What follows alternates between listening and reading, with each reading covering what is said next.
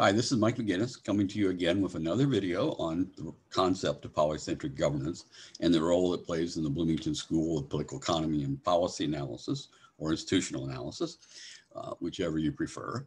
And that the people who worked in the Ostrom workshop here behind me in its previous versions were so crucial in establishing, in particular, Eleanor and Vincent Ostrom. Polycentric governance, as I've said in some of my other videos, plays a really central role in the research of the Bloomington School and in the contributions of both Lynn and Vincent Ostrom, which sets up a bit of a tension because both Lynn and Vincent also had a very strong attachment to making sure that policy analysis was directed at sort of real policies and that policy analysts could provide reasonable results in terms of evaluating policy proposals and could step out of the purely ideological or political discourse that often dominates public policy. So they really wanted to do rigorous social science on it as well. Now, Vincent used the term demonstrating empirical warrantability, which I must say as a junior scholar was a little tough to get used to.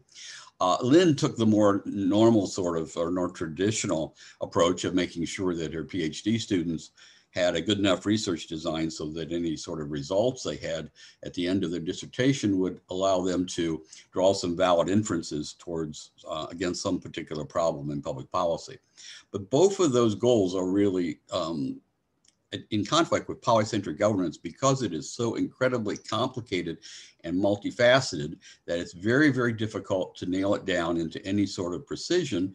And precision is exactly what you need in order to do rigorous empirical research.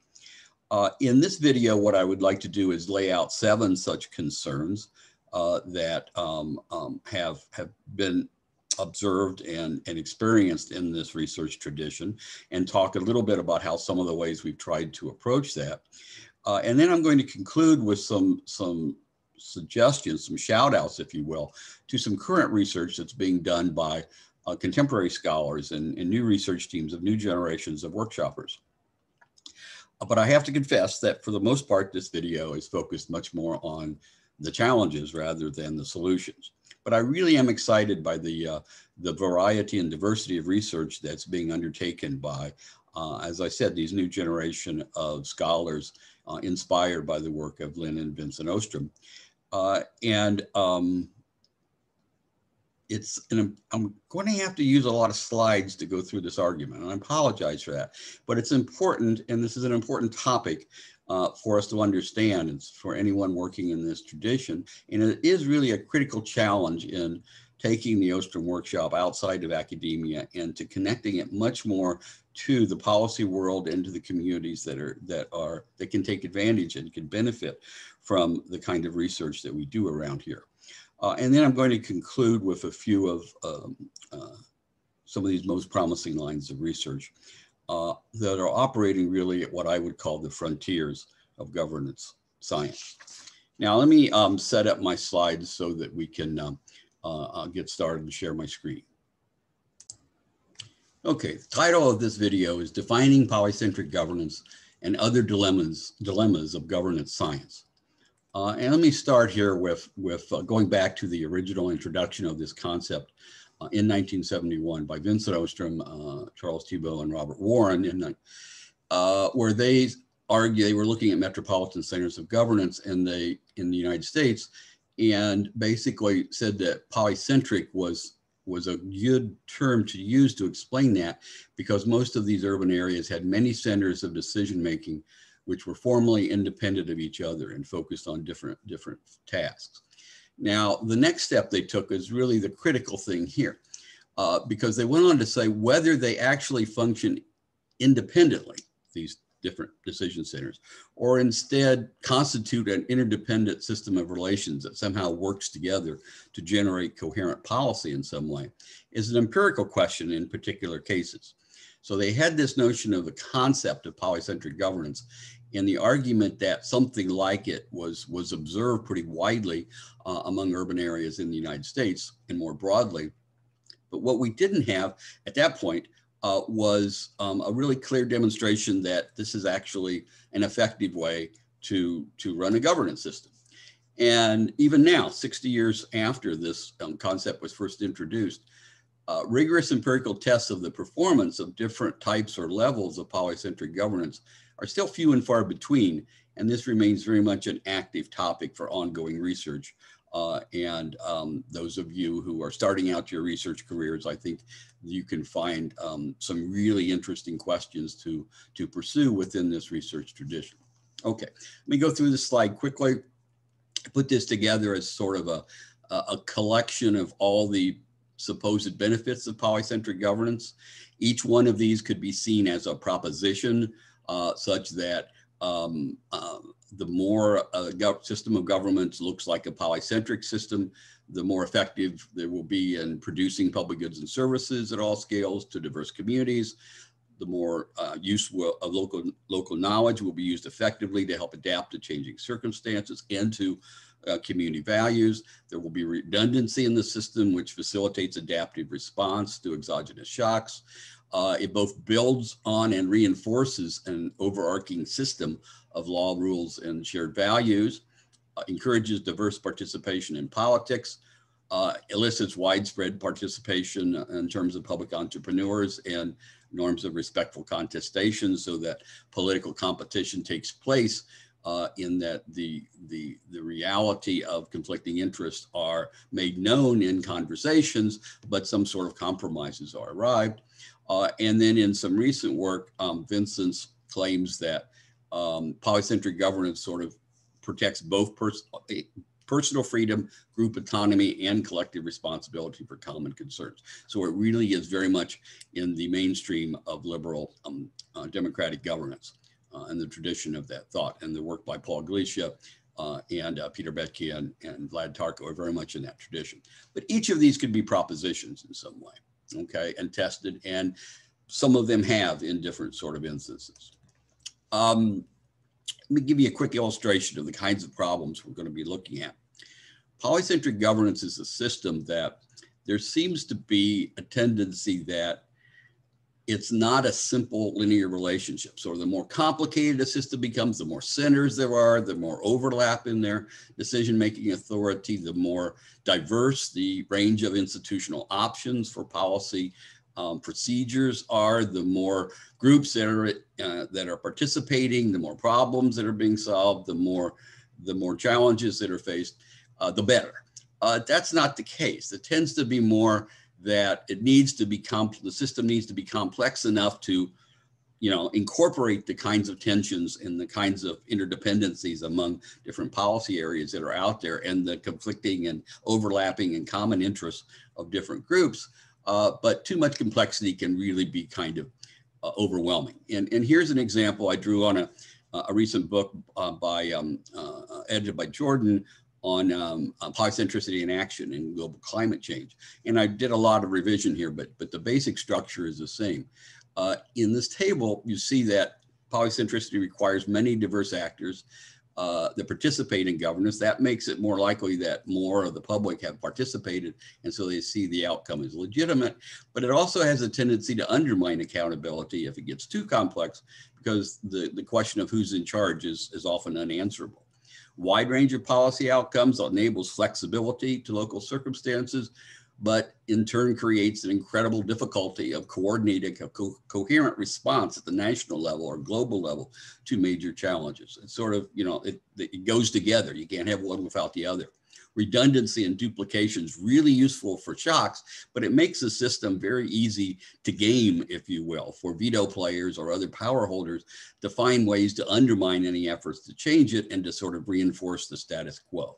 Again, complexity starts high. There's room for a lot of experimentation and learning, but it can become so complex that the ordinary citizen is just overwhelmed and doesn't know where to go to get started to get involved in politics. And this connection to shared values and norms is really kind of tricky because it's both important for it to be there and it's important for the system to reinforce it. But the operation of this system makes it easier for participants to find ways to identify and reward trustworthy collaborators and build systems of trust and build joint ventures that enable them to gain and work together with other groups who are pursuing other interests that may conflict and may overlap in some ways. But another problem with this that we haven't focused very much on in this school is that having these shared values and norms can sometimes tend to homogenize the system and tend to marginalize some voices in the governance system. And there may be some sources of conflict that we just don't talk about that are too difficult to resolve. So we can't have respectful contestation. We can only have sort of conflict, and the notion, the norms of compromise sort of, tamps that down. But the problem is those tensions are still there, and they might still be there to erupt later on and generate major crises. So this is an example of this notion of you want a lot of complexity, but not too much complexity. You need a lot of participation, maybe not too much participation in terms of, people have other things to do other than participate in governance. So there's sort of a limit to the cost and the time and effort that ordinary citizens can put into these operations. So this is an example of the kind of problem. Any relationship we're going to find between aspects of polycentric governance and their potential outcomes in terms of performance on different evaluative criteria, which I'll talk about a little bit later, is going to be at best some sort of a U-shape, a hill sort of shaped, is that more of it is good to begin with, but then it can get overwhelming. So this is the type of trouble we're going to have. So let me get a little more systematic here and step back. To do rigorous social science, it's really critical to introduce enough measurement into the process. It requires careful and replicable measurement of concepts and statement of propositions or hypotheses, and the use of comparing a wide range of cases so that you have the possibility to make valid inferences in terms of what combination of conditions of cases are conducive to good performance and which combinations are not. And the basic question that is being pursued in social scientific research, or any scientific research really, is how do independent variables affect the dependent variables? And this is especially important in policy relevant sciences, because those independent variables are often the things that you're trying to adjust to get a different policy outcome, a more desirable policy outcome. So there's sort of a natural separation between policy tools or policy instruments and then the policy outcomes. And we need to have some understanding of how different tools affect outcomes in different ways in different circumstances before we can sort of move forward with making the kinds of policy analysis that we do in an academic sense relevant in the real world. So there's a couple different ways, where these things, the interaction can be direct or can be in conjunction with other variables, and the latter is usually the case. And we might end up with general relationships like the physicists and chemists tend to do. But to be more realistic, we're going to be getting context-specific regularities or laws, if you will, domain-specific laws that are only going to operate in a certain context. And so there's a real need for modesty and how wide we can push the hope of social science in this area. But we can certainly do a lot better than we have in the past. So when is empirical social science especially difficult? Let me give you sort of a couple quick things. First, it's difficult when the concepts are so complex that they're hard to define, like polycentric governance, especially if they're multi-dimensional, like polycentric governance, or if they're closely tied to normative or ideological beliefs, which kind of get in the way of the objectivity you need to undertake real analysis of the poly situation. As we'll see, that is an issue with polycentric governance too. Or the relationships between the variables can be complex or very subtle, nonlinear, and can be complicated by feedback and endogeneity that makes it difficult to kind of maintain this separation between policy instruments and the policy outcomes, because the policy outcomes then generate reasons to use other policy tools to get other policy outcomes. And so you've got this dynamic system that doesn't set itself up nicely for if X then Y kinds of hypotheses. Okay, so let's look more specifically at what are the problems that polycentric governance, that has all these problems and a couple others, a couple others as well. There's no consensus definition. Talk about that. PG is a complex concept, very multidimensional. Normative and ideological baggage is associated with it. There's some who've argued that polycentric governance is some form of polycentric governance is so widespread that we really can't find cases that don't have it. And so how do you get a measure of what it does if it's sort of everywhere? The Goldilocks effect that I just talked a couple of slides ago. Multi-dimensional relationships become very difficult for any one individual to do this, to hold it in their own mind. And then the feedback and the endogeneity, I have to say, run amok. I mean, it's pervasive in this entire analysis. And so we really need to be able to come up with scientific tools that can handle feedbacks and endogenous influences where there's the dependent and independent variables are interacting with each other and affecting each other in complicated patterns. So what I want to do now is go through each of these 7 points in little detail, a couple slides each, and then get to the point where I talk about what are some of the things we can do about this. So let's start with no consensus definition. Here's a definition that two colleagues and I put together. Mark Stefan and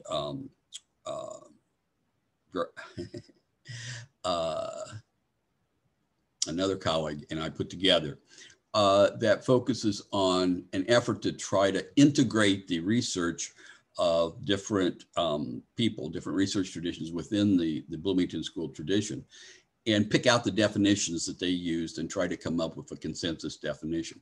We weren't able for the three of us to agree on a single definition. And this was a chapter in a book where the other authors were supposed to use our definition to help guide their empirical research. Well, it didn't work out that way. But we ended up with, I thought, a pretty good introduction to how the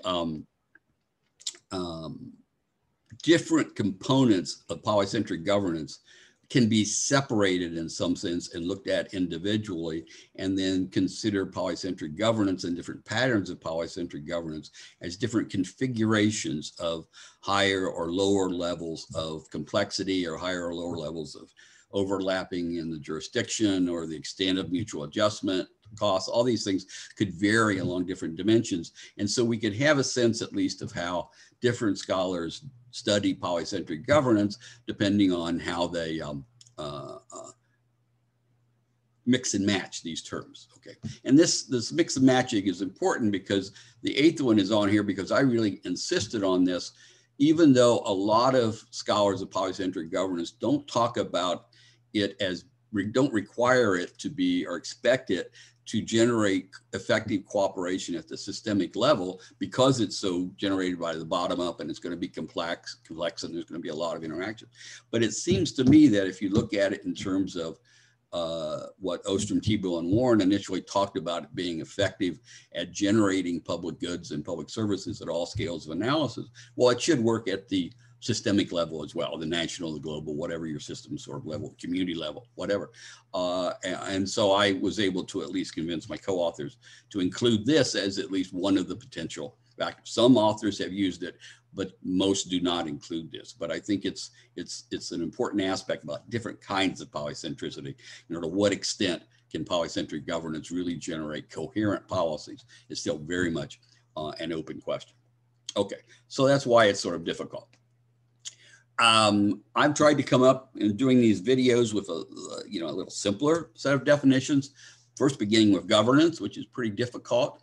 And I want to emphasize that it's not just governments doing this, that governance is the process that public and private public authorities, private individuals, all the processes of discussion, decision-making, implementation, enforcement, and reevaluation, which determine the range of acceptable individual or collective choices available to members of the relevant group or community. So there's a two-level process going on. You have individuals and groups interacting with each other and making decisions and taking collective action. And then you have this governance structure that's put on top of that, or that is the context for that, that sets or summarizes what are the acceptable range of choices and behaviors that individuals and these collective entities can do.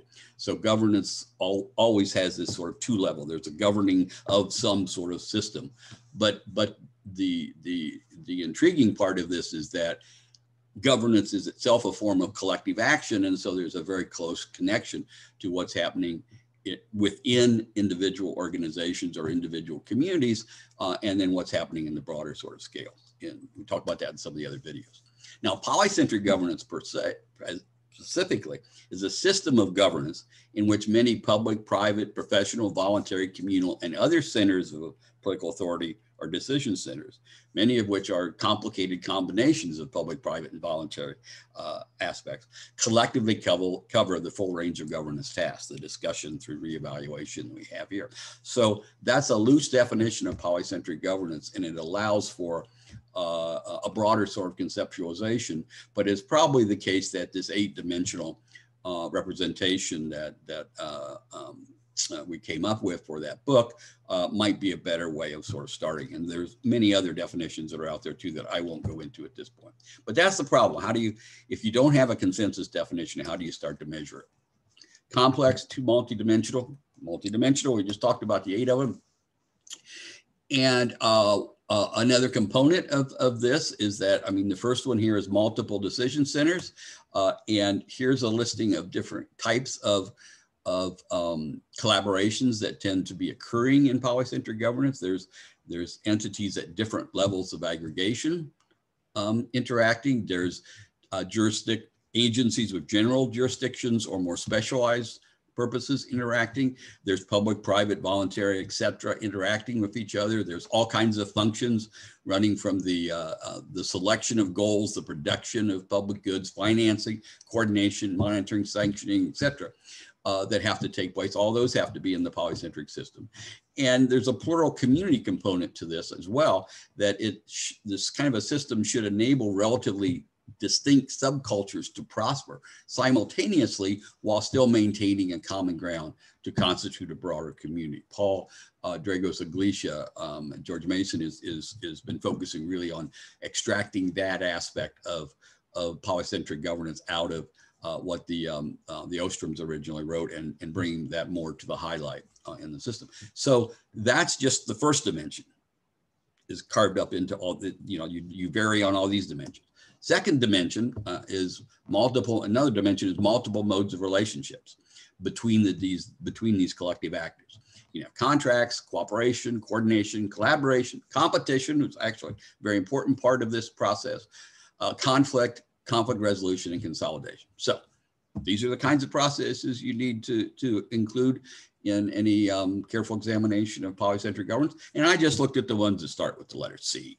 So it's a much longer list. Okay, so it's very difficult to really get a sense of a handle of all the different possibilities that you need to do. Okay, normative and ideological baggage. Okay. Let me give us a couple examples from Vincent and Lynn's definitions. Here's one that Vincent put together in 1973. Highly federalized political system in this particular writing as a rich structure of overlapping jurisdictions with substantial autonomy among jurisdictions, substantial degrees of democratic control within jurisdictions, and subject to an enforceable system of constitutional law. This sounds very much like Vincent is describing a classic example of liberal democracy with a federal system of governance with particular attention to the United States. So there's kind of this sense that the way the US Constitution was structured is a good example of polycentric governance. And Vincent wrote several editions of his book on how American federalism is structured in a polycentric manner. So but that's a normative sort of presupposition, and we might not want to limit this concept to just the American concept. And in fact, as you'll see later, it's been very much used in a lot of European Union analyses as well.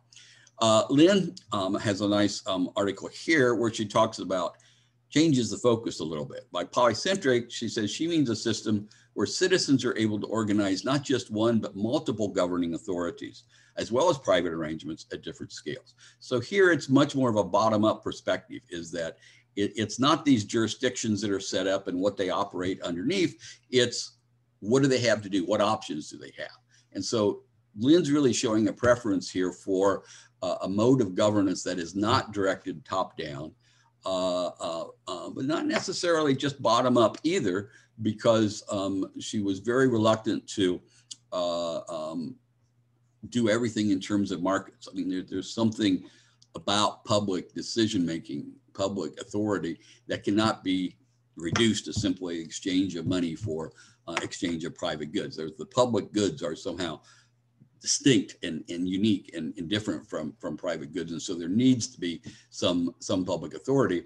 And so Lynn actually in her own research was often sort of tagged as identifying a third way of approach between the state and the market. Talk about that here on the next slide.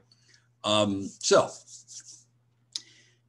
there's some ideological baggage in here in terms of in favor of providing lots of choice to individuals, but having them the choices restricted in ways that enable other groups to make their choices and protect their own interests.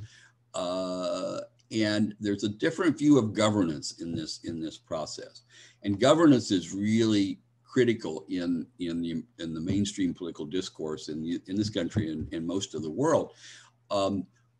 Here in the Bloomington School, politics or governance is very expansive. It's very important. It's everywhere. It occurs in all collective settings, from families to neighborhoods to communities to states to nations to governments to global level to epistemic communities to legal systems. It's sort of everywhere, ideally at least. But politics is everywhere, but it's not everything, not even in life, and certainly not in governance, because you need to have these private authorities, voluntary organizations, community organizations, deeply involved in governance, especially local communities. But there's still a limited role for government.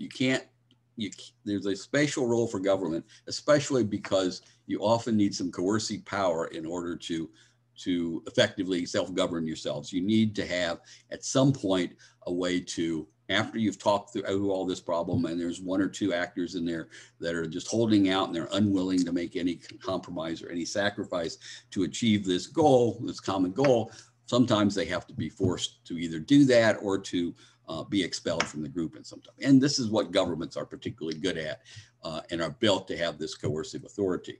And as I was saying before, Lynn really sort of placed herself in this whole notion of polycentric governance somewhere between the private and the public sector, somewhere between markets and states, and actually entitled her Nobel lecture Beyond Markets and States.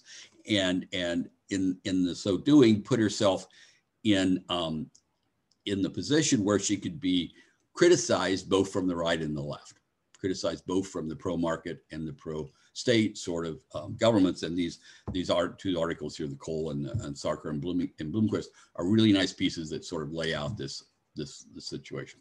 So the normative baggage is there, and it's also, but it's not tied to either side in the normative political disputes. It's not even purely libertarian, because there is this recognition of the need for coercive authority in some context. So it's there, but it's kind of, it's not directly connected to political policies or political positions, but it's also not totally isolated from it. Okay. Is PG too common to allow enough comparison? Now, Vincent, in his writings, would contrast polycentric governance to a unitary political system, composed of a single jurisdiction in which the majority will, if it's a democratic kind of unitary system, express through some ultimate authority or sovereign. He basically drew this idea from Hobbes in his vision of Leviathan, where Hobbes set up this purely monocratic political system where everything went to one center. It didn't have to be a dictator. It could be a group of people, or it could be the public as a whole, but there was some particular sovereign in that community. But Hobbes was not really trying to explain real societies. He was trying to understand the nature of justice and politics, and was not really trying to do empirical political science. As I mentioned before, the US Constitution very much is permeated by this notion of polycentricity by setting up elaborate checks and balances. There's no one above the law. There's no one actor who is sort of in charge of everything. And even if you look at hierarchical organizations that are often located inside a polycentric government, corporate firms inside markets, even hierarchical nonprofit organizations have directors that are running it and volunteers. So you have these hierarchical organizations, but inside those hierarchical organizations, it's not always the case that the top, the C-level sort of decision makers are determining everything that happens in that organization. Far from it. You often need to know what are the personal level social networks between individuals in different offices within a large corporation to really understand how things happen. You can't just look at the organizational chart and the logic of organizational design, but who's connecting to who and what ways are there to go around different sorts of restrictions. Even if you look at authoritarian leaders, this is where it even gets more problematic. We do have some rulers in the world and have had throughout history that came pretty close to what Hobbes described as an overarching authority, a leviathan, a complete sovereign. But even there, if you look at the behavior of those kinds of individuals, they almost always set up a multitude of secret agencies, military agencies, intelligence agencies, secret police, ideological police, religious police, whatever, and these different groups sort of go against each other. So even in an authoritarian system, there's these factions underneath it that the ruler has to manage in some way by introducing a little bit of polycentricity into that system. It's not really what we want in terms of what the Ostroms were talking about in terms of this idealized notion of polycentric governance, but it's still got this multiple structure and diverse structure and overlapping sort of approaches for many of the same reasons. So how are we to treat that in terms of polycentric governance? So it's not clear that there is a other for the polycentric governance to be compared against. That makes it really difficult to do science. However, it should still be possible to imagine different modes or different combinations, different configurations of these dimensional components of polycentric governance.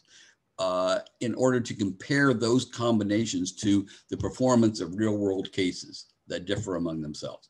Are they more or less polycentric in structure or diverse in institutional processes or produce outcomes that are more or less normally satisfying to participants or external observers? So there should at least be some basis for us to move to propositions. This is where the Goldilocks effect comes in that I mentioned earlier, the sense of trying to be in the middle. And even for that sort of argument, you need to say, what's happening here, okay? Some of these benefits are being emerging automatically. Other times they're emerging because somebody's going to benefit from some of these problems. So some of these problems could emerge as well, that people may want to, some government officials may want to make a program so complex and so difficult to apply to get benefits that it doesn't cost as much to run this program that you have in place, but that doesn't mean that you really want to spend the money to help the people that are supposedly being helped by this. So there's a lot of duplicity that can go on in here. And this balance, how do you find this balance? You can't assume that it's something like Adam Smith's invisible hand, where you always get this Pareto optimal sort of outcome, because there's a lot of externalities and a lot of interactions and a lot of public goods not being automatically produced.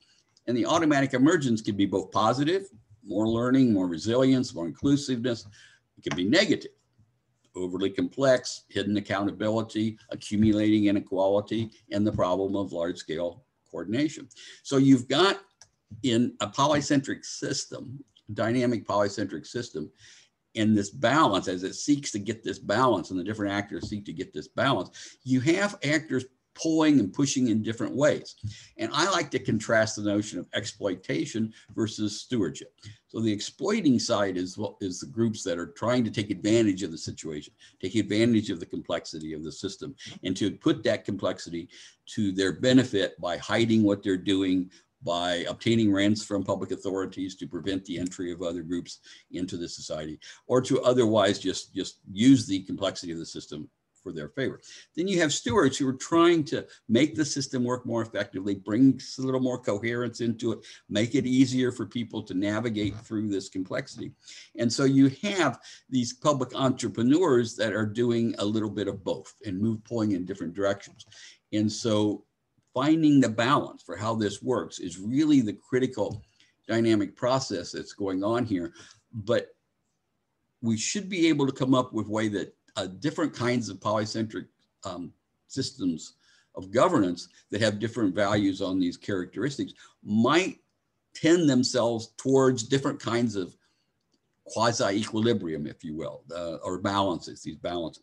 The equilibrium is kind of a difficult problematic phrase here because these things are always changing and moving, but they may have different sorts of tendencies. And this is one important puzzle that needs to be addressed in some way, managed in some way, for us to really be able to move forward in understanding polycentric governance. Multi-dimensional relationships are kind of too complex. Giving you an example here that I put together. I have my 8 dimensions of polycentric governance as a concept. Here's 6 measures of performance you might use that are drawn from different places: adaptation, robustness, trustworthiness, accountability, inclusiveness, and ease of major reform. Well, what kinds of relationships are you positing? Any one of these concept dimensions could have an effect on one or more of the performance dimensions in a single factor kind of model, okay? Well, you got a lot of different combinations you can make. Any subset of the 8 concept dimensions could work together in some configurable manner in order to affect any one of these measures of polycentric governance, or any subset of these measures of polycentric governance, which themselves are going to be interreactive in some way. Or you could have a situation that the whole thing, the whole 8 dimensions affects the whole 6 dimensions in there. And so you've got pretty clearly a multi-dimensional sort of range of space for different kinds of relationships. So how do you sort of make sense of all this with independent and dependent variables? I think that's really quite problematic. But I want to point out to one way that's one way that Carlisle and Gruby did a very nice article a couple years ago that has sort of given several people a lot of inspiration on how to approach this, to separate these structural attributes of polycentric governance that are really kind of difficult to change and are kind of there or not there in different levels, in different political contexts, different political regimes, and then focus rather on the enabling conditions, things that make it possible for the people within that system and the corporations within that system to use these structures, the potential provided by these structural attributes to actually work together to generate these outcome advantages. And so they go through these enabling conditions, and that's really what they focus on. Others call them facilitating conditions or something like that. And so it's a little different way of looking at this as independent to dependent variables.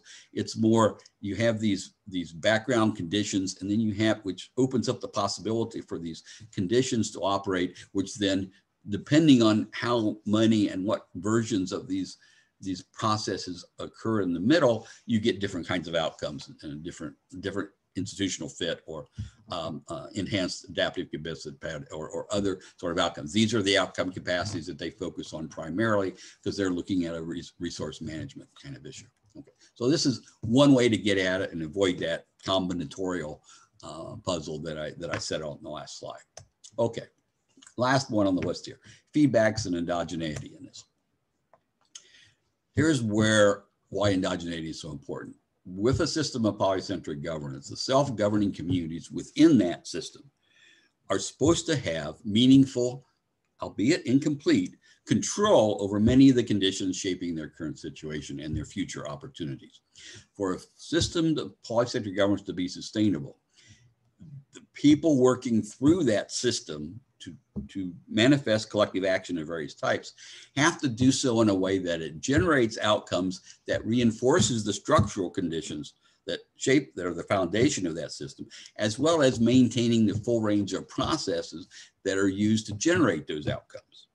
So it's critical to examine the feedback loops from outcome back to structural conditions and back to processes and processes back to structures. And the effects on the evaluative processes, because these are not automatic connections back to the system. There's evaluation groups deciding whether they're using the right processes or not using the right processes, and thus the future attributes of that system. So to go back to my our 8-dimension model, this is something that we initially tried with. I initially said we have structural components of polycentric governance, we have dynamic processes, and we have outcomes, and we should set it up so we have these three in order. Well, I wasn't able to be consistent on that, because you see here in this version of this overarching system of rules, we listed as an outcome. Sort of the later one is sort of this is something that happens as a consequence of government. But Vincent actually included it as part of his original definitions. So it's either part of the structure or it's part of the outcome, and it's actually both. And these emergent patterns of behavior, interactions, and outcomes, well, that affects the multiple processes of mutual adjustment that are going on. So there's this pervasive endogeneity in this kind of system that makes this kind of what Carlisle and Gruby are doing is one way to sort of freeze that complexity by taking, in a shorter time period, the structure as it is at that time, and then the processes that are available to the actors and how they use them and get the outcomes, and then sort of go to the next time period and if the structure ends up being changed. So it's one way of sort of avoiding this entire morass of endogeneity by stepping outside of this and looking at not again, still not a single if X then Y, but sort of if X sort of in this context, along with these other operating or other enabling conditions, generate these outcomes in this configuration. And then there's short-term processes of feedback and evaluation that maintain that. And we can understand how different systems of polycentric governance work under those conditions. And I think that's a very good way of looking at what's possible moving forward. Okay, now speaking of moving forward, on this slide, I want to go through in actually not much detail, because I have about 30 references or so on this slide.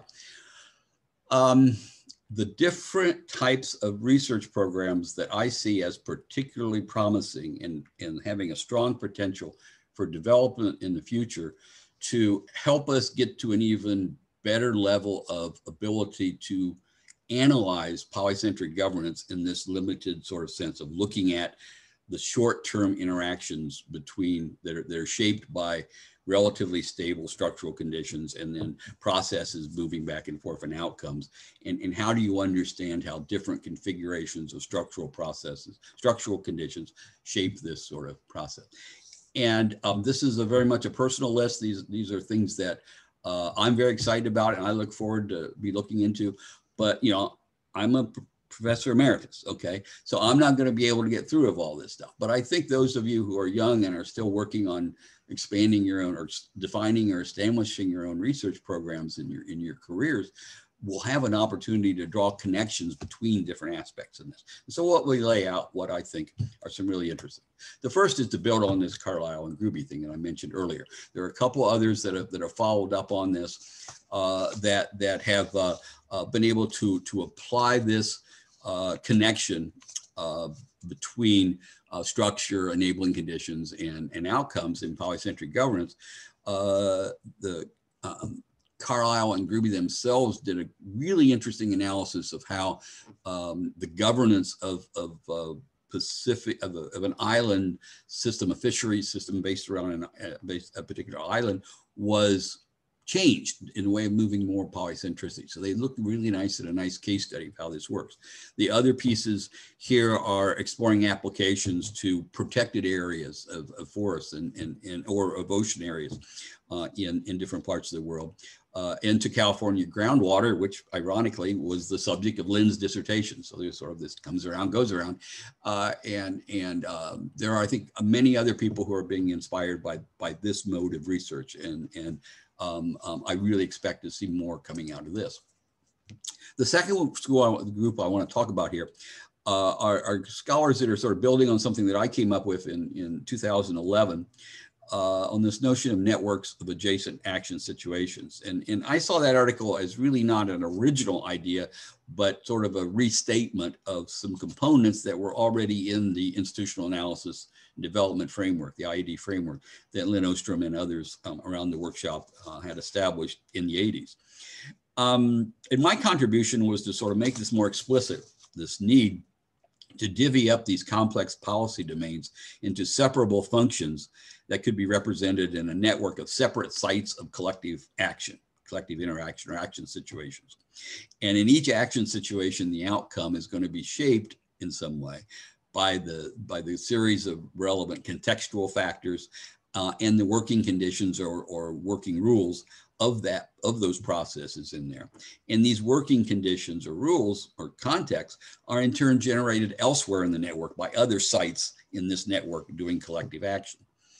And Lynn did something very similar to this in her analysis of governing the commons and the way she came up with the design principles. I won't go into detail here, but basically different principles of the 8 that she came up with focused on different sites of interaction.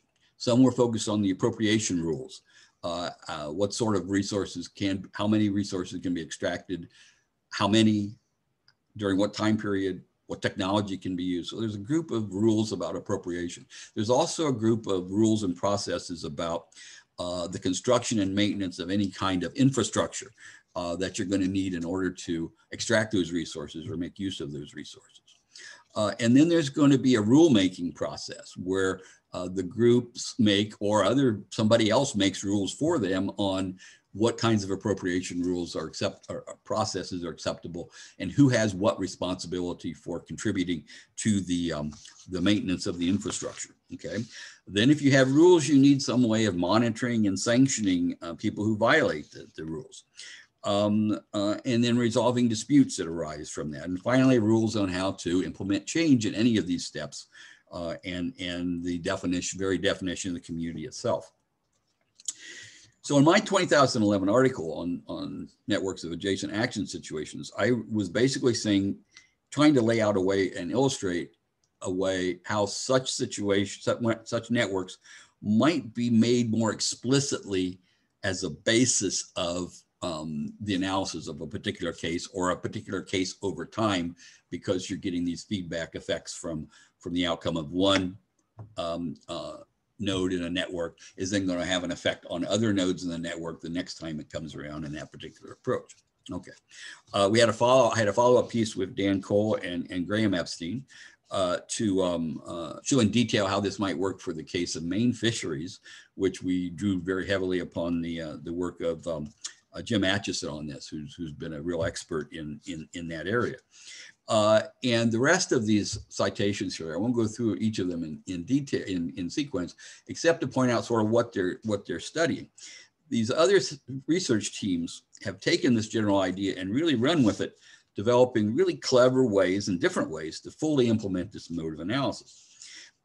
In rigorous empirical research on such topics as, let me get my list here, evaluating changes in boundaries between water management jurisdictions, and changes in the water governance policies in Kenya, the groundwater agricultural interactions found in Germany, reforms in technical infrastructures, governing the water energy food nexus, or integrating the multiple uses of water in a local metropolitan economy. And basically takes up the whole list there.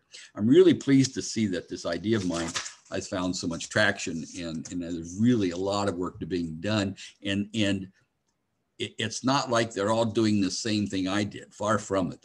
I laid out the basic idea, and each of these research teams are taking in their own direction and crafting it to fit their own research needs and situations. And so I think there's some real interesting developments that will occur moving forward with that.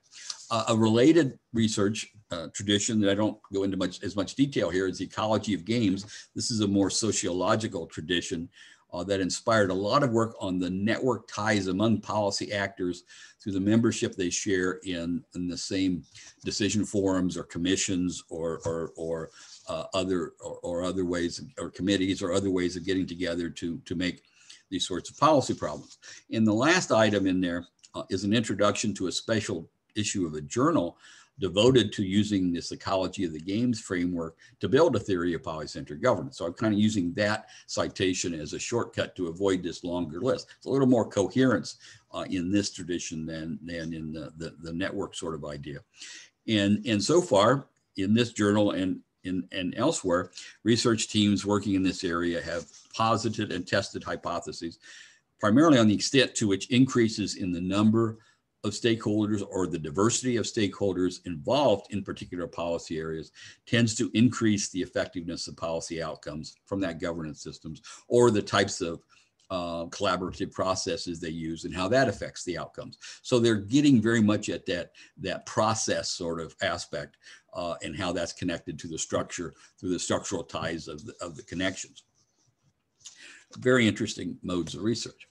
A next step on this is that coming off of this grammar of institutions, and to understand the way polycentric governance systems are organized and how they operate, you need to know sort of what actors are out there, what they're interested in, what opportunities they have to connect with each other. But you also need to have a sense of the system of the rules that they're operating within and how those rules are themselves connected to each other. And so you've got within this polycentric governance, these social networks, these communication networks, these institutional networks, these policy networks, but you also have these rule systems or these rule networks. And how do you sort of make sense of all this? And this is a tradition of research that's really starting to take off. And it started with something that Lynn Ostrom worked with Sue Crawford, one of her students back in '95, to lay out this grammar of institutions, to take individual statements, individual institutional statements or rules or norms or shared strategies, and carve them up into grammatical pieces, like you would carve a sentence into a verb and noun and object and those kinds of things. But this grammar was designed to understand institutions. And then Lynn used this really as the centerpiece of her Understanding Institutional Diversity book in 2005, which really is the much more technical arrangement of or statement of her research approach. Much less reader friendly than Governing the Commons, but still very, very fascinating sort of work.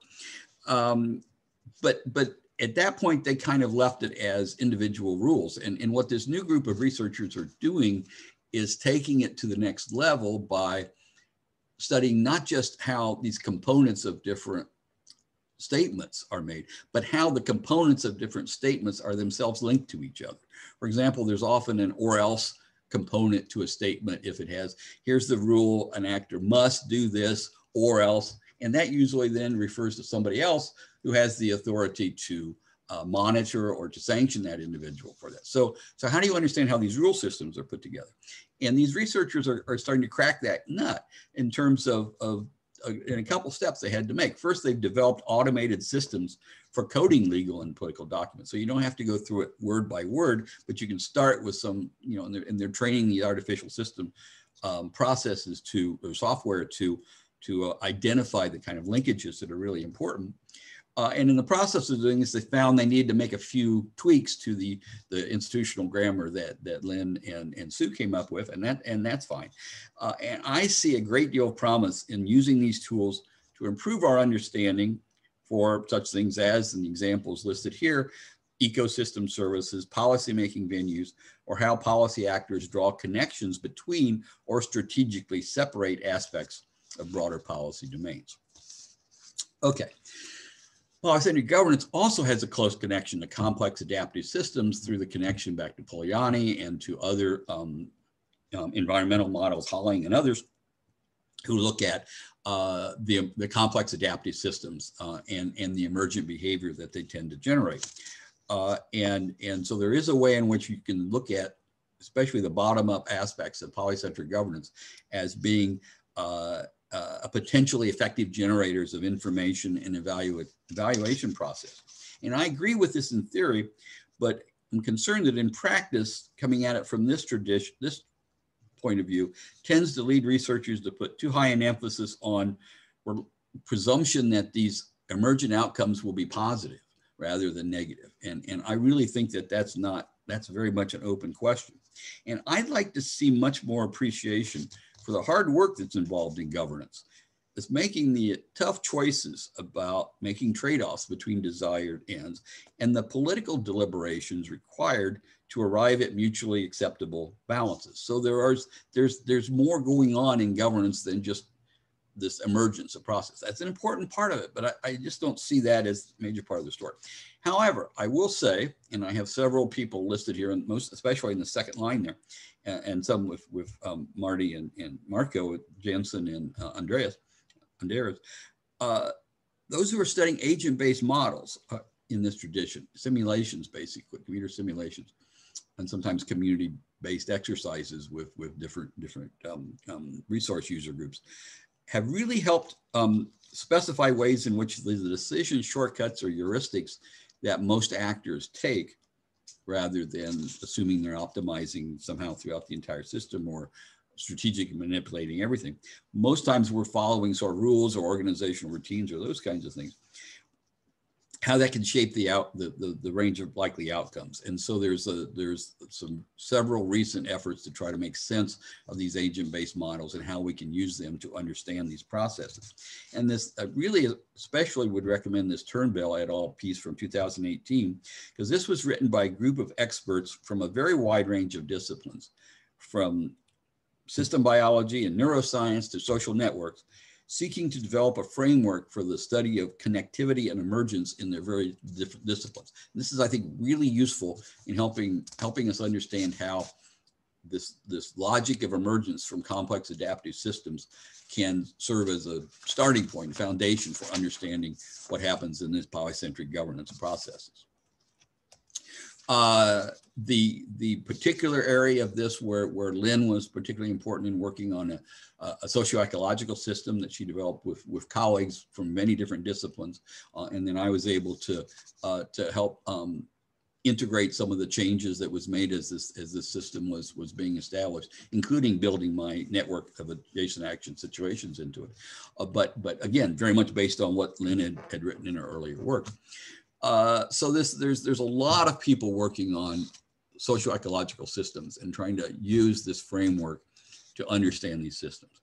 Now, many of these applications are focusing on simply connecting the specific aspects of their case study to the variables that are listed in the different components of the socio-ecological systems. And I think that's a good first step in doing this. But I think there needs to be much more of a sense of understanding how these complex socio-ecological closely coupled systems change over time.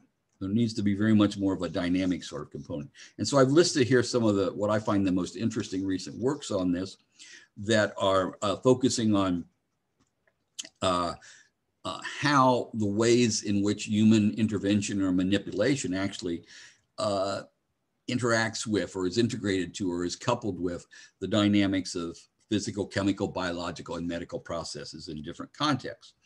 Some of these large research teams have put together, for example, in one of these readings, an agenda for a post-Ostrom research agenda. Another group has laid out 8 great challenges posed to us by these large-scale coupling of socio-ecological sorts of systems. Now, they mean post-Ostrom and grand challenges in a good way, and both Lynn and Vincent, what I know, have been very satisfied to see new generations of scholars building on, but also going way beyond the results that they were able to produce during their own lives and careers. Now, 2 more categories yet. Number 7 here is related to socio-ecological systems, but it draws more from multidisciplinary teams developing mathematical models of system dynamics. Claudia Poole-Wastel is especially prominent in this area, and her research team on water governance has come up with several good examples of this mode of research as they build models, system dynamic models that look like engineering diagrams or software flowcharts or something that highlight not just the flow of the water within the system to the various purposes to which it's put, but also the flows of information, money, rules, actors, and governing entities that go into the governance process. And other research teams listed here use related methods to examine how the spatial configuration of cities in highly populated urban areas affects the patterns of how those cities are or can be effectively governed, or explore how interdependencies between different policy domains can be more fully understood, or to figure out how policy actors are able to navigate their ways through their own systems, through the complex institutional landscape within their own systems, the polycentric governance. I find this last example particularly exciting because it's so critical to our understanding of how policy participants manage to operate effectively within the complex institutional landscapes they inhabit. I wish I'd been able to get more involved in this more mathematical area of governance science, but I maxed out my math abilities as an undergraduate 40 years ago. Last one I'd like to talk about here. Examples of researchers who are exploring some of the same policy dilemmas identified by the Ostroms and others in this tradition, but do so by drawing upon the transaction cost research tradition pioneered by Oliver Williamson, before that Coase. And Williamson was the economist who shared the other half of Lynn Ostrom's Nobel Prize in Economic Sciences, Nobel Memorial Prize in Economic Sciences in 2009. Some of these scholars investigate how complex governance systems can become a trap that makes it so costly to make changes, to make the transactions changes that needed to change the process of governance, restricts its ability to cope with emerging challenges, or how policy actors can design new institutional arrangements that might help bring more coherence to a policy area as a way to get us out of those institutional complexity traps. The last one listed here makes important updates to the institutional collective action framework that focuses on how the costs of transactions between local public officials shape the form in which they choose to interact with each other as they cope with the various problems with water or power or public transport or whatever that they're dealing with. Now, many of you may recognize this as very much in tune with the original observations of the complex networks of local public economies, local public agencies rather, commonly found in metropolitan governance that Ostrom, Thibault, and Warren identified back in 1961 at the dawn of the polycentric age, so to speak. Overall, a very rich future with lots of opportunities. On the Ostrom workshop website, there should be a supplemental document posted there that goes through how I explain the transcript of how I describe this slide, and these references, these citations in detail, and a couple others just for fun to add to this. And I really see that. I encourage you to look at that if you're interested in any of these, following up these research traditions. I kind of see this as a first draft of a reading list for a seminar I might have put together in Frontiers of Governance Science.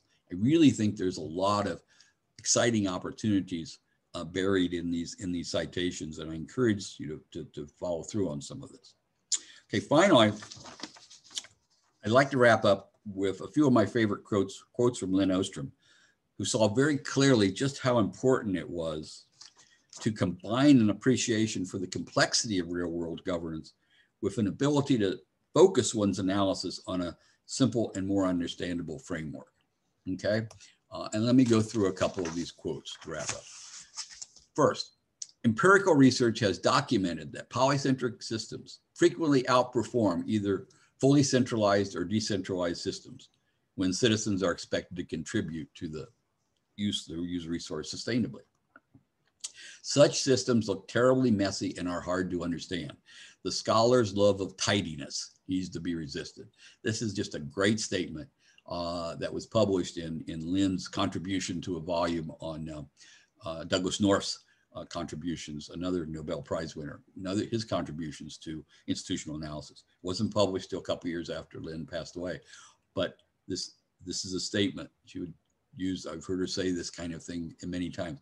You can't expect these results to be tidy, these theories, these frameworks, these models to be tidy, but you can hopefully expect them to be useful. Okay. And as she said in her 2005 book on understanding institutional diversity, which was very technical compared to her other works, this complexity of language has not been introduced lightly. A scholar should also keep analysis as simple as possible, given the problem to be analyzed. But it's also important to develop a mode of analysis that enables scholars, policymakers, and participants in ongoing governance processes to grapple with the problems they face by digging through the layers of nested systems in which these processes exist. So you need simple guides to understanding these complex systems, but you can't ignore the fact that these are complex, but you got to make it simple and comprehensible. And then finally, this comes from the very end of her Nobel Prize lecture.